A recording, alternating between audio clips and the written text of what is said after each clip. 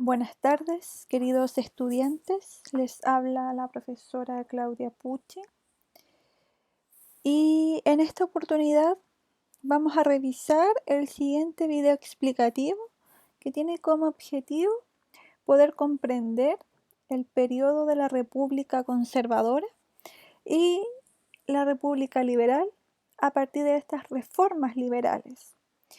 Y para hacer este recorrido lo haremos a partir de el análisis de fuentes escritas. Pero antes de profundizar en la temática de hoy, vamos a poder, en primera instancia, poder recordar lo que vimos la guía anterior. Y es importante poder recordar entonces los bloques políticos de la época, ya que nosotros pudimos diferenciar que existían dos grandes bloques que eran los conservadores y los liberales. Los conservadores también conocidos como los pelucones y los liberales como los pipiolos. Y que a partir de estos grandes bloques también había subbloques, por ejemplo los higienistas, estanqueros que eran parte de los conservadores y por el otro lado los federalistas que eran parte de los liberales. Y acá voy a poner énfasis en el bando conservador y en el grupo de los estanqueros, ya que la clase de hoy vamos a hablar de este personaje, que es Diego Portales, y que él pertenecía a este bando conservador de los estanqueros, pues él era un comerciante del monopolio del tabaco en la época, y que él también tenía ideas bien particulares y donde él destacaba el tema de que nuestra república tenía que ser un gobierno fuerte y autoritario, que se impusiera orden frente a esta inestabilidad política que había ocurrido en este periodo que vimos la guía anterior, que tenía que ver con la organización de la república.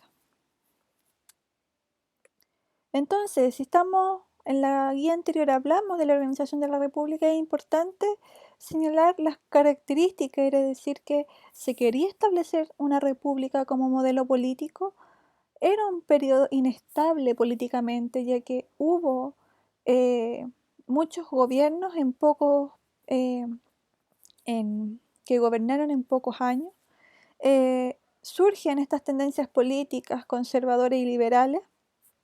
Hay una crisis económica y la solución para esta inestabilidad política es lo que se denominó la solución portaliana. En esta etapa también de la organización de la República, en la guía anterior, revisamos que también hubo intentos por proponer constituciones según los ideales. Ya nos dimos cuenta que hay constituciones que eran más bien de un pensamiento conservador, por ejemplo la de 1823, constituciones que tenían ideales más liberales, como la del 26 y la del 28. Por lo tanto, ahora vamos a entrar de lleno al tema de la República Conservadora, que va desde 1831 a 1861, es decir, es el periodo que viene después de este periodo de organización de la República. Y en la guía anterior también yo lo había dejado la interrogante de que si bien siempre hubo una disputa entre conservadores y liberales porque ambos bloques querían imponer su ideal para poder organizar la República, y frente a eso ocurrió una guerra civil que se denominó la Batalla del Ircay, y donde enfrentó estos grandes bandos y donde el bando triunfador fue el bando conservador. Y al triunfar esta tendencia política es que se instaura entonces una república con ideales conservadores. Entonces, si nos ubicamos en el tiempo, estamos estudiando de 1830 a 1860 en primera instancia. Y eso quiere decir que si estamos en los años 1800, aún estamos en el siglo XIX. La República Conservadora abarca de 1831 a 1861 y en este periodo hay tres presidentes conservadores: José Joaquín Prieto, Manuel Bulnes y Manuel Montt. Y yo les podría preguntar, ¿qué tienen en común estos presidentes si observamos, por ejemplo, los años? Y si observamos los años, 1831 a 1841, del 41 al 51, del 51 al 61, es decir, transcurren 10 años. Cada uno de sus gobiernos duró 10 años y se preguntarán por qué. Porque en la época que vamos a ver más adelante, en 1833, hay una constitución que permite la reelección. Por lo tanto, puede volver a ser reelegido.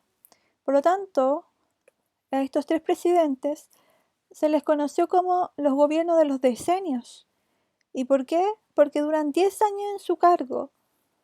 Decenios viene de 10. Por lo tanto, ellos cada uno duró 10 años en su mandato.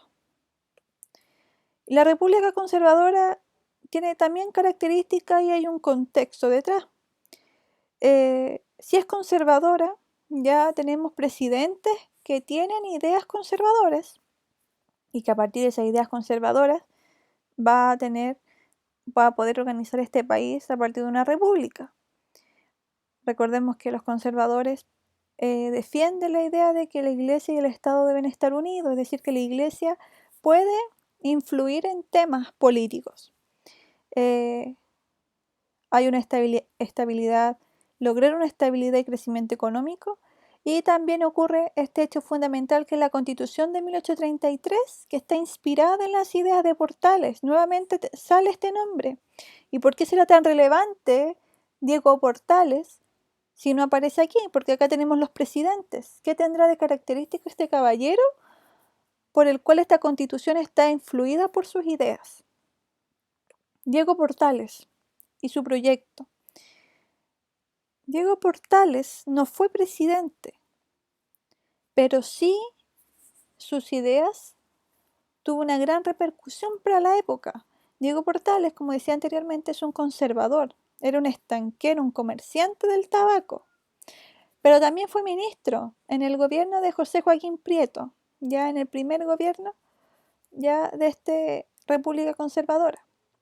Y como dice aquí, es el inspirador de la Constitución de 1833. ¿Por qué? Porque en esta Constitución está plasmada su pensamiento político. Por lo tanto, fue un hombre bastante influyente para la época. ¿Y en qué se hace notar? En esta fuente histórica, que es una carta de puño y letra de don Diego Portales, que la escribió en 1822, ya que podríamos decir en el periodo de proceso de independencia. Por lo tanto, él señala en su carta que, por ejemplo, cómo él ve a los americanos. Y él dice que los americanos están llenos de vicios y que carecen, es decir, les falta toda virtud. Y que para salir de esta situación se debe instaurar, o el modelo que él propone es de la república. Ese es el modelo que hay que adoptar según él. Pero ¿cómo debe ser esta república? Tiene que ser un gobierno fuerte, centralizador, cuyos hombres sean verdaderos modelos de virtud y patriotismo, y así enderezar a los ciudadanos por el camino del orden y de las virtudes. Es decir, acá se nota el pensamiento que tiene don Diego Portales, es decir, la forma en poder quitar esta idea de que los americanos están llenos de vicios y que sean modelos de virtud y patriotismo es a través del orden. Ya es que este gobierno sea fuerte, que ponga orden. Por lo tanto, esta es una fuente primaria escrita porque es de la época que estamos estudiando. ¿Y qué características tiene esta Constitución de 1833?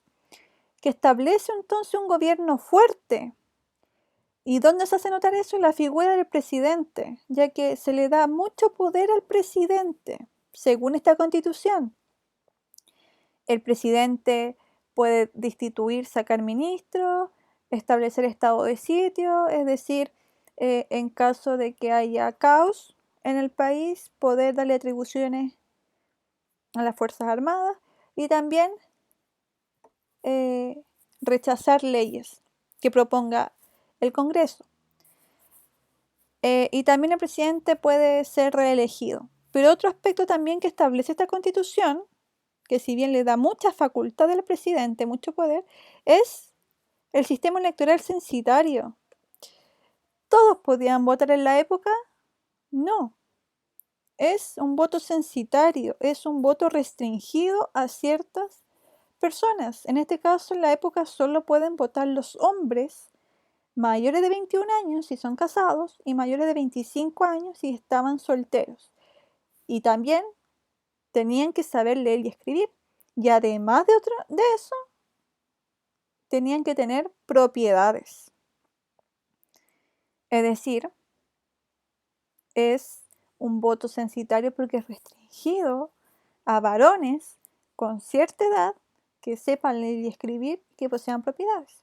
Y frente a eso, podemos decir que muy pocos participan de las decisiones. Un grupo muy minoritario va a poder participar de esta república.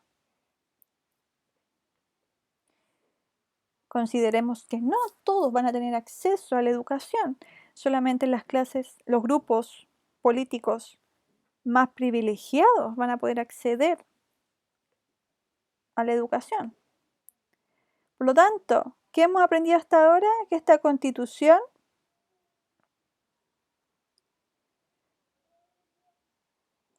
está basada en el pensamiento de Portales, porque él propone un gobierno autoritario, un gobierno fuerte, donde el presidente tiene mucho poder, centralizado, dirigido por la élite, poner orden y presidencialista. También se da énfasis al tema de la educación, porque en este periodo, por ejemplo, se funda la Universidad de Chile, la Casa de Estudios de la Universidad de Chile en 1842. ¿Qué pasa? Que nosotros tenemos estos gobiernos de los decenios que terminan en 1861, pero durante el periodo conservador también hay hartas repercusiones en torno a esta disputa entre liberales y conservadores. Hay problemas en que en ciertos aspectos religiosos se involucren también aspectos civiles, es decir, aquello que no tenga relación con lo religioso. Por lo tanto, la República Liberal, que viene posteriormente a la República Conservadora, parte de 1861 hasta 1891. Y esta República Liberal, que como dice liberal, también los liberales tienen su pensamiento, que es totalmente distinto al conservador. Por lo tanto, hay que tener en cuenta que en esta República Liberal, que es este periodo posterior al conservador, la Constitución de 1833 sigue vigente, pero si es conservadora y ellos son liberales, República Liberal, ¿qué va a pasar con esa Constitución que tiene un pensamiento contrario? Se van a hacer reformas. Por ejemplo, acá, reformas a la Constitución 1833. Y por ejemplo, acá vemos los gobiernos que van a haber durante este periodo liberal, de 1861 hasta 1891. Y nos vamos a dar cuenta entonces que en el ámbito político van a haber reformas. ¿Y qué se entiende por una reforma? Una reforma es un cambio o modificación de algo. Y en este caso,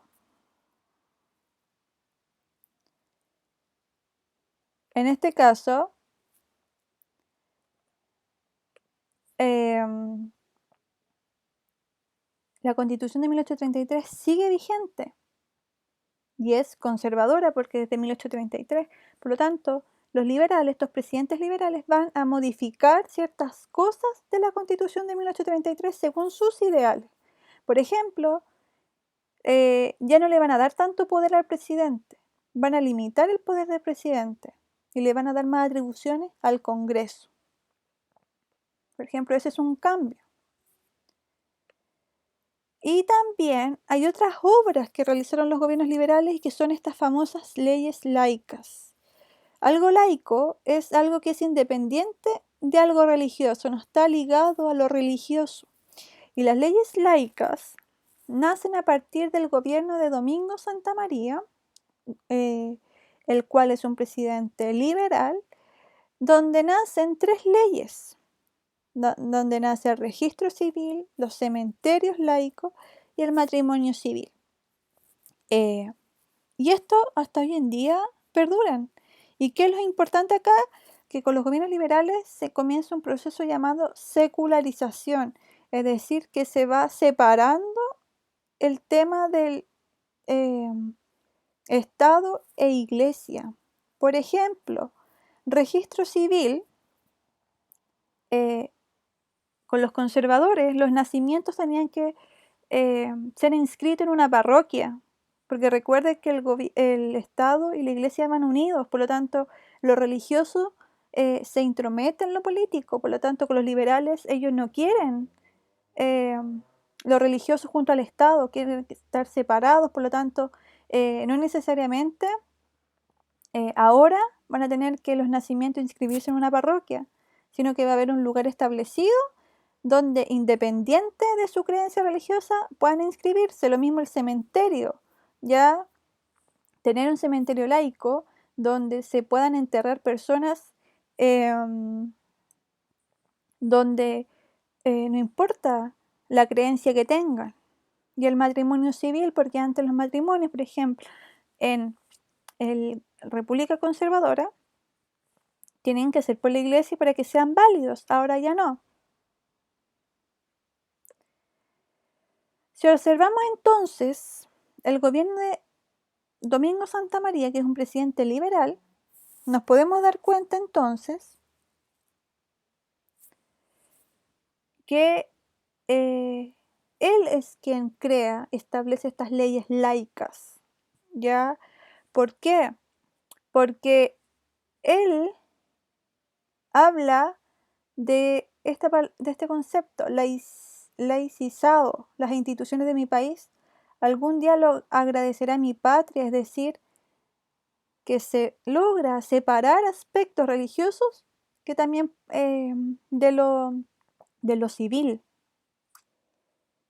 Ya no ligar temas religiosos y políticos. Y no necesariamente que estén apuntando a alguna creencia religiosa en particular, no. Proponen estas obras independientes de la creencia política que se tenga. Por lo tanto, esta es una fuente histórica, fuente primaria, escrita, porque la escribe, es una carta de Domingo Santa María, escrita en 1885, es decir, en el periodo que nosotros estamos estudiando, pleno siglo XIX. Y si nosotros vemos los cambios y las continuidades que tiene lo que hemos abordado en esta clase, tenemos que preguntarnos cuál es el legado de estos ideales conservadores y liberales en la actualidad, es decir, ver el pasado y el presente. Podemos encontrarnos con continuidades, cosas que continúan a través del tiempo y que quizás que hay influencia de aspectos religiosos en la política. Por ejemplo, van a haber algunos partidos políticos en la actualidad que tienen una visión conservadora, ya, porque quizás ellos dan su explicación a partir de elementos religiosos. Y también aún sigue vigente el registro civil, el matrimonio civil y los cementerios laicos. Y los cambios es que ya no tenemos esta notoria dicotomía, esta constante disputa entre solo dos bandos, como era en la época, liberales y conservadores, sino que hoy en día hay una diversidad de ideas políticas. Tenemos agrupaciones, tenemos partidos políticos, ya no está vacado a dos elementos contrarios, sino que ahora tenemos distintos puntos de vista que podrían ser los cambios. Por lo tanto, a continuación, esta es la guía número 9 formativa, donde se explica entonces el contexto de la República Conservadora, la Constitución de 1833, y la primera actividad entonces es poder analizar esta fuente primaria escrita sobre el pensamiento de Diego Portales y completar la ficha histórica según el autor, el año, si es primaria o secundaria, y luego ya a partir de la comprensión lectora responder cómo son los ciudadanos americanos según Portales, qué tipo de gobierno propone Portales para la existencia de una democracia americana, y en tu opinión, ¿qué te parecen las ideas de Portales según el contexto de la época? ¿Las compartes? Justifica tu respuesta. La actividad 2, tienen que irse al recurso número 1 de la página 76. Página 76 nos encontramos con este recurso 1 que habla sobre la Constitución de 1833. Y en esa pregunta tienen que responder, según el recurso, ¿quiénes podían votar? ¿Qué te parece que la Constitución de 1833 no se les dio derecho a votar a las mujeres? Justifica. Y comparar en qué se parece o diferencia la Constitución de 1833 con la Constitución actual. Señala al menos 2 elementos en tu respuesta. ¿Se parecen en algo? Según las características que revisamos, la Constitución de 1833 con la actual, ¿en qué se parece? ¿En qué se diferencian? Luego hay una explicación del periodo liberal. Después nos pide la actividad 3, el recurso 3, página 79. Que nos vamos acá. Y según el recurso número 3, ¿qué medidas tomaron los gobiernos liberales? Nos vamos al recurso 3 y acá hay varias medidas que toman los liberales. Ya la idea es que quizás pueden escoger una reforma por cada ámbito. Estas son las reformas, es decir, los cambios que le hicieron los liberales a la Constitución de 1833. Luego, la actividad 4, ese recurso 2 de la página 80, donde aparecen las leyes laicas en el recurso 1 y luego aparece en el recurso 2 esta fuente primaria donde es una carta de Domingo Santa María. Por lo tanto, según el recurso 1, ¿cuáles fueron las leyes laicas? ¿Por qué fueron importantes para la época? Acá tenemos las leyes laicas. Luego, para el recurso 2 de la página 80, tenemos que completar la ficha histórica. Según el recurso 2, completamos la ficha histórica según el autor, el año, tipo de fuente, primario, secundario y de qué trata la fuente. Y luego la última actividad es que a partir de la lectura de la guía y el trabajo con fuentes históricas respondan qué elementos de los conservadores y o liberales se mantienen o han cambiado en la actualidad y fundamenta. Entonces, a partir de las características liberales, del periodo liberal, a partir de las características del periodo conservador, ¿han cambiado o se han mantenido cosas hasta la actualidad? ¿Y por qué? Tienen que fundamentar. Y para finalizar, tienen que hacer esta autoevaluación, donde ustedes evalúan su aprendizaje según el logrado, por lograr y no logrado. Que tengan un buen trabajo.